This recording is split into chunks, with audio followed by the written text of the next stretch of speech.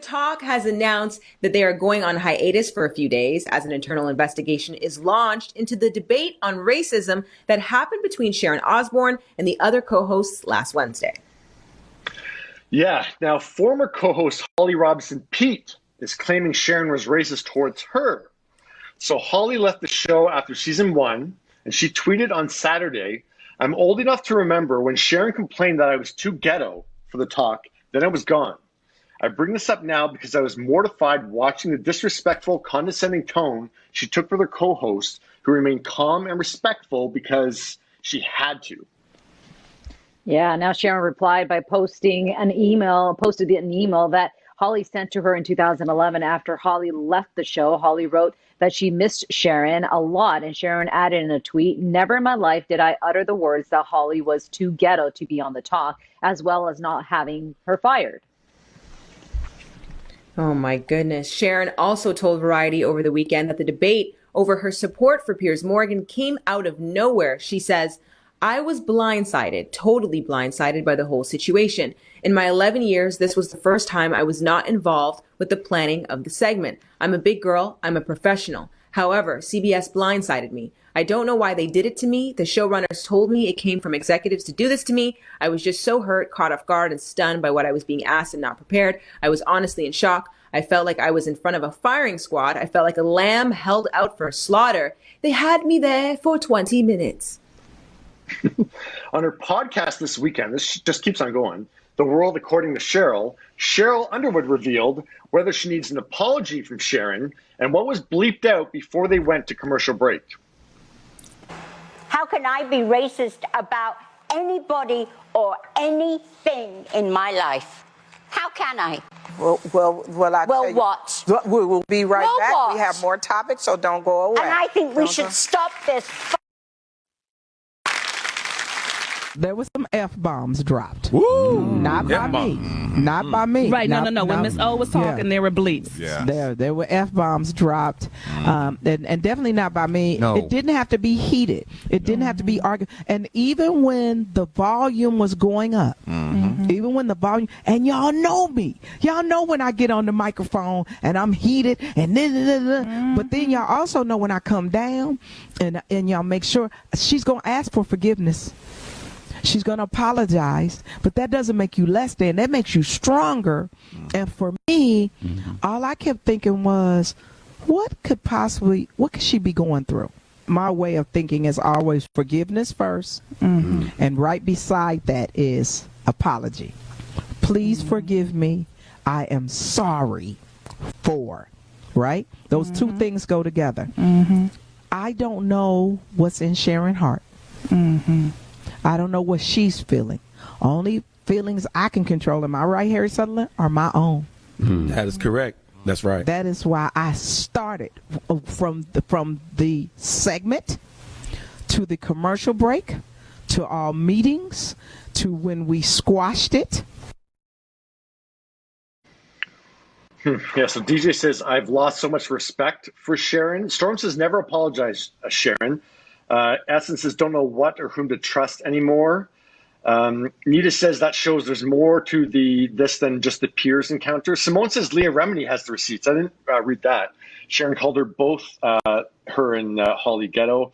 And he says, "I can't believe that Sharon did that." And he says, "I do not like this situation." Yeah, someone makes the point. I lost the one comment.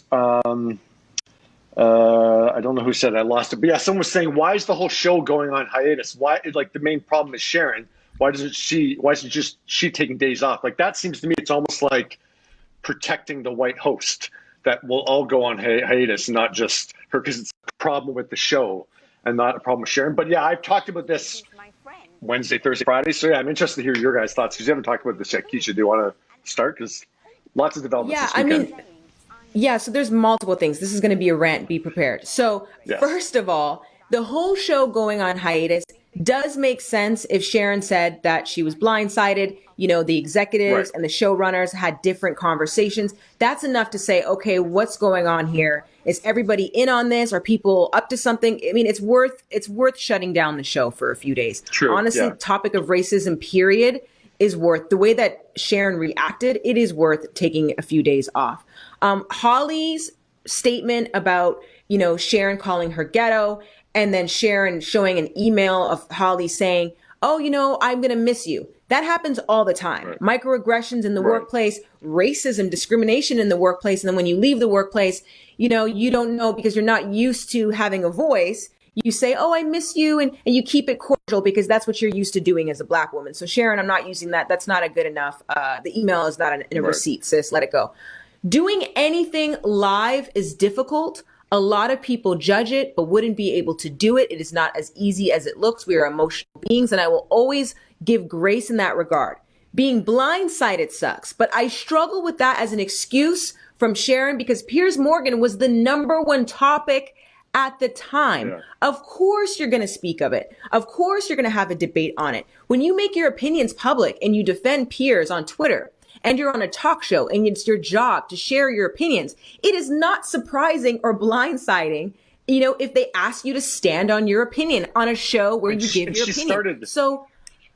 She started that segment with her whole statement about, Piers isn't racist, I'm not racist. So she had to assume there's going to be some feedback. Course. Exactly. Yeah. Of course. And then don't start crying and then attacking other people. Regardless of the preparation, regardless of how Sharon acted, she had a chance during the break to calm down. They came back from break and she kept going. And it was very triggering for me to see Sheryl Underwood, who, in my opinion, deserves the world for how calmly she had to respond to her. It was triggering for me. Cheryl's told to mute her emotions, told she can't cry. And in that, she still calmly tried to explain it to Sharon while she was cursing. She's like, I'm a big girl. I'm a professional. CBS blind me.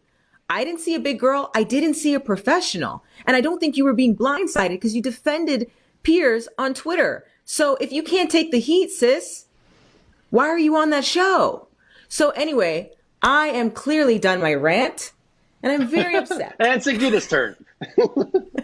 Oh, I know. I'm trying to stay calm too. I think Keisha makes a point when she tells her not to cry. It's for me to cry, and that is a triggering moment because, I mean, going back when you think about Piers Morgan and that conversation and how he tried to destroy Meghan and what he just put her to the side, all that microaggression that happened is so important that people realize it is not the actual racial words. Like I was reading an article yesterday about how you speak of racism. When you say the word racism, to privileged people, they get in a position of defending themselves rather than actually having the conversation of, okay, where do we fix this problem? And that's the issue with Sharon Osbourne. She goes, give me an idea. Tell me what he said that was racist. She wasn't thinking about what his undertone was with what he was doing with Meghan. And for her to react that way to Sheryl I was surprised, actually, to be honest, the way she reacted that way. And then she said she was in an electrical chair. Are you kidding me? That's the reference you used, that you felt that way? All of this. And the fact that, you brought up Leah Remini was that she did tweet in 2012 that she and Hollywood, they were fired because they were too ghetto for the show. And I remember that, actually, that she did bring that up. And the fact that Holly's talking about it, that she's taking this to court, she's taking this case to them and shutting down for a while, they need to have this conversation. Now, Sharon needs to acknowledge that some of that attitude that she's had is racial, right? She's not saying bluntly words that are racist, but the undertone is so important to people have that conversation and to understand it and listen to it. Like, you're right. She did such an amazing job. Sheryl did such an amazing job just sitting there and just letting that moment be. And that must have been so hard for her. But the way she handled it proves that people need to listen. Mm-hmm. Yeah. And just the one point I will make is that it still seems like Sharon feels like she was attacked, like that Variety interview. She's talking always in front of the firing squad. And that's what her sentiment was, even in her apology. And no one attacked you. Like, you had both Elaine and Sheryl just trying to talk to you and make a point and trying to show you, give you a different perspective.